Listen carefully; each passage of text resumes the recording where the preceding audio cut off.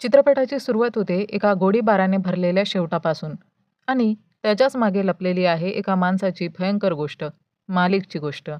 कधी एक साधा कॉलेज विद्यार्थी असलेला दीपक एका अमानुष घटनेनंतर एका अंडरवर्ल्ड डॉनमध्ये कसा रूपांतरित होतो, याची ही कथा आहे.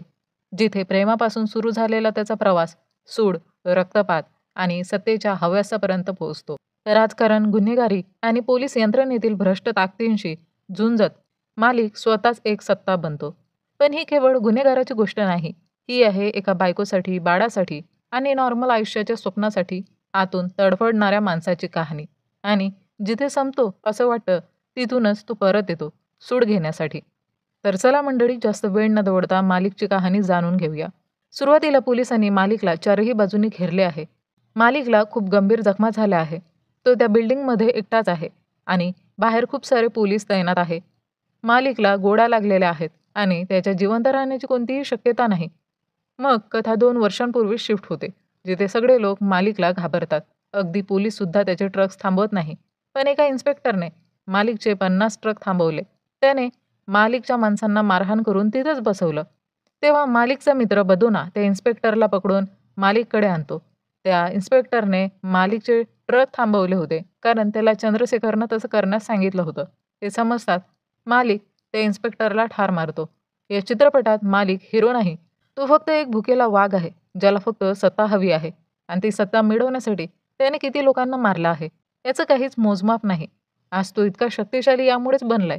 यानंतर चंद्रशेखर आमदाराकडे मदतीसाठी जातो, कारण आता मालिक त्याच्या मागे लागणार होता. चंद्रशेखर हा आमदाराचा माणूस आहे. आमदार त्याला सांगतो की निवडणूक येईपर्यंत शांत राहा, नंतर आपण मालकाची व्यवस्था पाहू.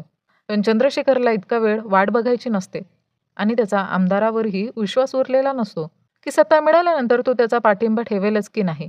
म्हणून तो आमदाराला धमकावतो आणि तिकडून निघून जातो. आता आमदार मालिकला संपवण्यासाठी एक एन्काउंटर स्पेशालिस्ट प्रभुदासला बोलावतो. प्रभुदासने आतापर्यंत 98 एन्काउंटर केले आहेत. त्याच्यासाठी मालकाला मारणं अगदी सोपं काम आहे. प्रभुदास येताच मालिकच्या घरी तपासणी करायला जातो.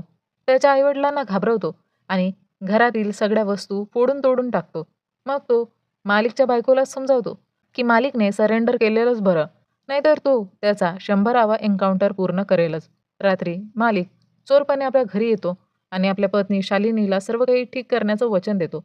मालिकचा यावेळी प्लॅन आहे आमदार बनण्याचा. तो निवडणुकीसाठी उभा राहणार आहे. एकदा आमदार झाला की कोणताही माणूस त्याला हात लावू शकणार नाही आणि तो कायमसाठी सुरक्षित राहील. मालिक आपल्या वडिलांनाही समजावतो की घाबरण्यासारखं काही नाही. पण तेव्हा समजतं की पोलीस त्यांच्या गावात प्रवेश करायला लागले आहेत. मग मालिक आपल्या माणसांसोबत त्या पोलिसांना वाटेतच थांबवतो. ते काही थोडे पोलीस होते, जे फक्त राऊंडसाठी आले होते. मालिक त्यांना मारत नाही, पण त्यांना घाबरून तिकडून पळवून लावतो.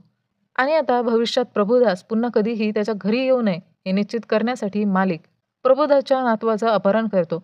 नंतर तोच मुलगा घेऊन मालिक थेट पोलीस स्टेशनमध्ये प्रभुदासशी बोलायला जातो. प्रभुदासने मालिकाच्या कुटुंबाला यात ओढून चुकीचं केलं होतं.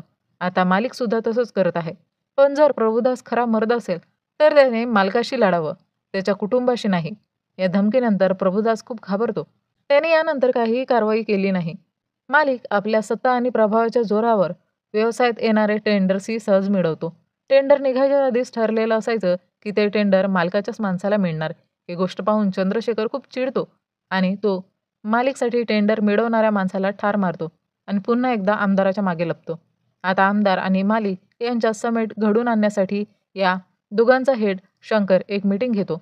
शंकर मालकाला समजवण्याचा प्रयत्न करतो की सगळ्यांनाच व्यापार करायचा आहे.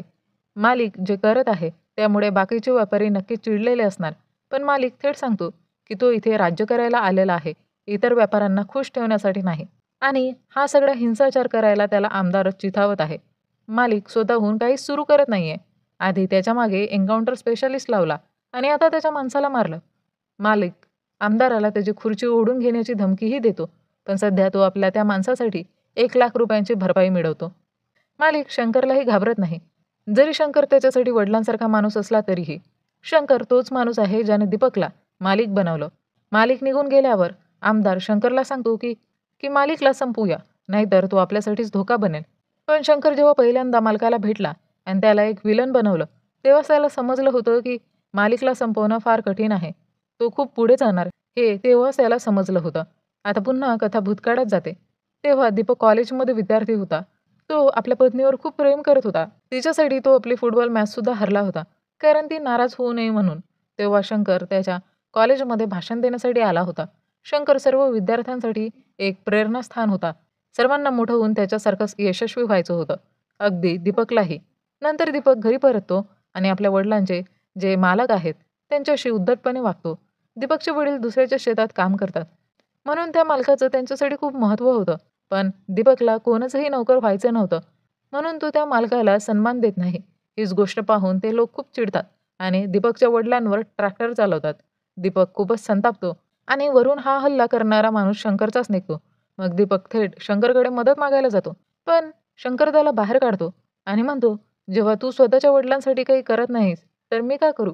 दीपक म्हणत असतो की तो त्या माणसाला ठार मारेल आणि शंकर त्याला अजूनच चिथावतो. जसं शंकर स्वतःहून दीपककडून खून करून त्याला मालिक बनवू इच्छितो. मग दीपक जत्रेत जाऊन त्या माणसाला निर्दयपणे मारतो आणि त्याच्या मृतदेहाला फटाक्यांनी जाळतो. त्या क्षणापासून दीपक मालिक बनतो. सगळे लोक त्याला घाबरू लागतात. त्याच्यावर शंकरचाही हात येतो. आता कथा वर्तमान काळात येते. वर्तमानपत्रात बातमी येते की मालिक निवडणुकीत उभा राहणार आहे. त्याच्या विरुद्ध कोण उभा राहील? मग आमदार पुन्हा शंकरकडे मदतीसाठी जातो. पण शंकर आता या माजी आमदाराच्या ऐवजी मालिकचीच बाजू घेतो. कारण आता शंकरला मालिककडून जास्त फायदा होईल असं वाटतं. तेव्हा माजी आमदार शंकरला इशारा देतो की मालिक वेळ येताच शंकरलाही मारू शकतो. मालिकला कंट्रोल करणं खूप कठीण आहे. पण शंकर ते काही ऐकत नाही. इकडे बघतो ना, मालिकबद्दल चिंतेत असतो. कारण आता मालिक निवडणुकीत उभा राहणार आहे आणि त्यामुळे इलाहाबादमध्ये खूप रक्तपात होणार आहे. पण मालिकला रक्तपात करण्याची काहीच अडचण नाही. तो तर सत्तेसाठी भुकेला आहे. त्याच्या मते सत्ता सहज मिळत नाही. ती हिसकावूनच घ्यावी लागते. इकडे माजी आमदार आणि चंद्रशेखर आता तणावात येऊन प्रभुदासला चितवायला सुरुवात करतात की तो मालिकचा एन्काउंटर करूच शकत नाही. तो तर मालिकला घाबरतो. पण प्रभुदास फक्त मालिकचं ठिकाण समजण्याची वाट पाहत होता. आज त्याला मालिक कुठे आहे हे कळतं आणि तो पोलीस फोर्स घेऊन त्या गावात पोहोचतो आणि मालिकचे माणसं मारायला सुरुवात करतो. मालिकला निवडणूक जिंकायची आहे. त्यामुळे तो सध्या काहीही चूक करत नाही. त्याला तिकडून पळून जावं लागतं. तो आपल्या घरी येऊन लपतो. कारण त्याला खात्री आहे की प्रभुदास पुन्हा इथे येऊन काही करणार नाही. बदोना मात्र मालिकचे सगळे शत्रू संपवण्याची भाषा करत आहे. पण मालिकला सध्या निवडणूक होईपर्यंत शांतपणे लपून राहणं गरजेचं आहे. इकडे चंद्रशेखरने मालिकचा लपून बसण्याचा पूर्ण फायदा घेतला आणि खूप सारे टेंडर्स मिळवले. इतकंच नाही तर मालिकच्या ड्रग्जचा व्यवसायही हडपला आणि तिथे स्वतःचे माणसे नेमले. मालिकची दहशत आता संपत चालली होती. त्यामुळे त्याला आपल्या माणसांसाठी बाहेर येणं भाग पडलं.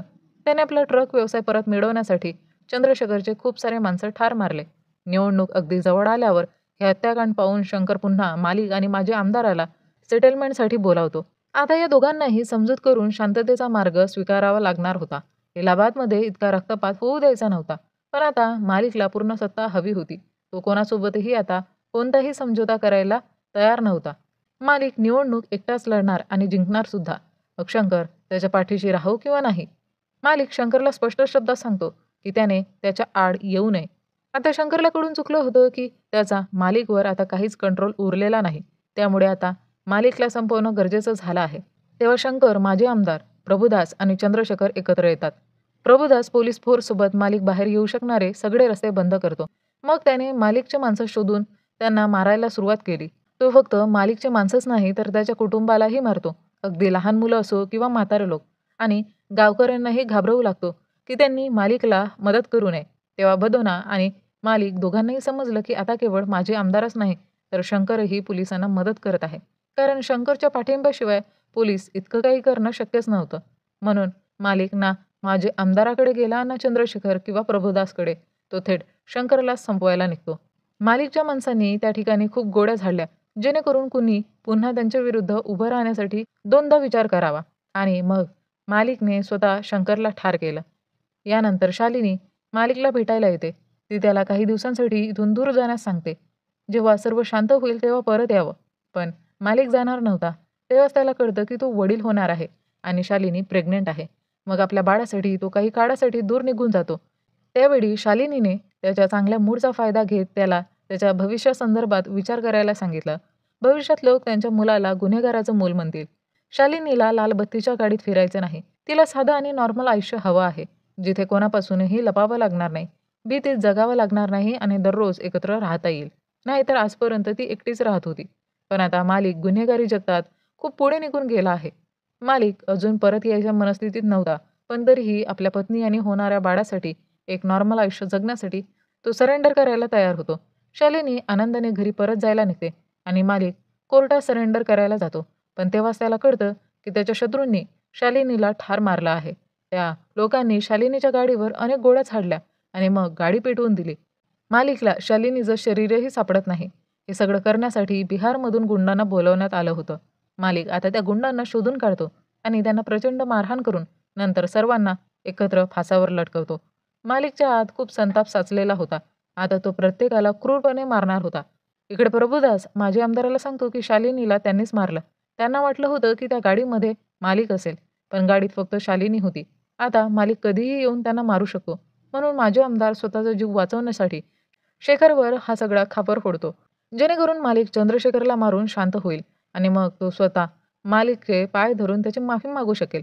कदाचित मालिक त्याला मारणार नाही. आता मालिकला वाटतं की चंद्रशेखरनेच शालिनीला मारला आहे. म्हणून तो चंद्रशेखरला क्रूरपणे मारतो. मग माजी आमदार मालिकसमोर येऊन त्याला सॉरी म्हणतो आणि सांगतो की शालिनीच्या हत्येमध्ये त्याचा काहीही हात नाही. तेव्हाच पोलिसांनी त्या गावाला चारही बाजूंनी घेरलं. असं वाटत होतं की माजी आमदार फक्त मालिकचा ठिकाणा शोधायला तिथे आला होता. म्हणून मग भदोना माजी आमदाराला ठार मारतो. मालिक अजूनही तिथेच होता. तो अडकलेला होता. त्याच्याकडे एवढे लोक नव्हते जितक्या पोलीस फोर्सने गावाला वेढा घातला होता. एकामागून एक करत मालिकचे सगळे माणसं मारले गेले. फक्त बदुना आणि 2च माणसं उरले होते. त्यांच्या जवळच्या गोळ्याही संपत आल्या होत्या. तेवढ्यात बदुना त्या दोघांनाही मारून टाकतो. या सिनेमाचा मुख्य खलनायक म्हणजे बदुना आहे. त्याला आमदार व्हायचा आहे.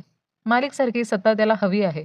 मालिक सरेंडर करू नये म्हणून त्याने शालिनीची हत्या करवली. त्यानंतर चंद्रशेखर आणि माजी आमदारालाही संपवलं आणि आता प्रभुदासशी हातमिळवणी करून मालिकालाही संपवणार होता. मग मालिक आणि बदोना यांच्यात जोरदार लढाई होते. बदोना कपटाने मालिकवर 2 गोळ्या झाडतो आणि मग त्या इमारतीच्या बाहेर येतो. पण तरीही पोलिसांना आत जाऊन तपास करण्याची हिंमत होत नाही की मालिक जिवंत आहे की नाही.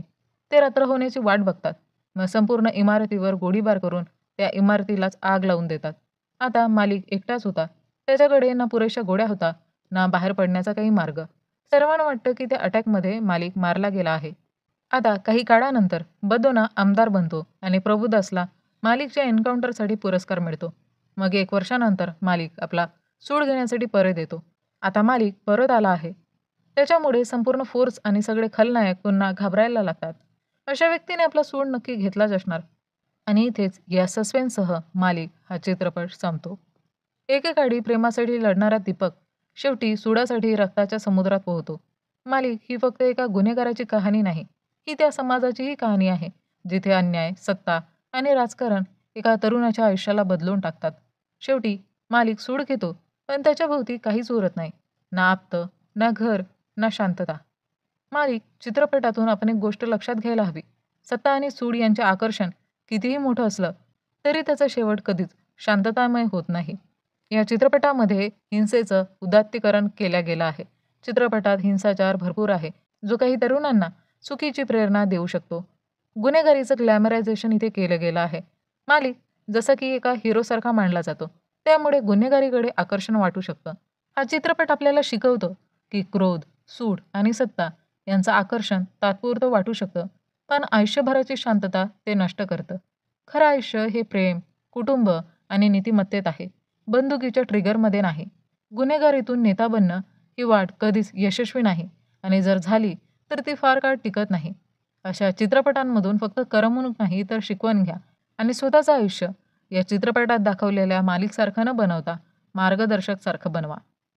तर मंडळी, तुम्हाला हा चित्रपट आणि माझं एक्सप्लेनेशन कसं वाटलं ते कमेंटमध्ये नक्की सांगा.